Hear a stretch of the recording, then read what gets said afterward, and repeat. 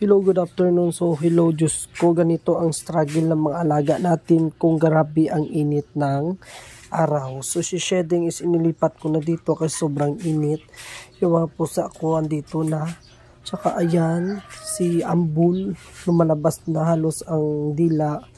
Pati ang Shih Tzu, pati silang dalawa kasi napakainit. So, yung plan ko is tatakpan ko yung dito siguro na side para yung init is hindi na tatago sa kanila.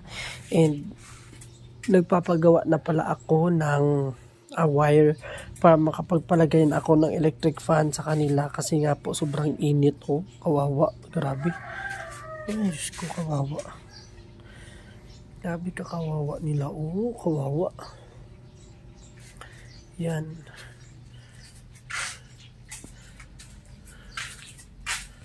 O, tingnan mo yan siya. Oh, siya lang hindi talaga kawawa kasi nasa loob ba.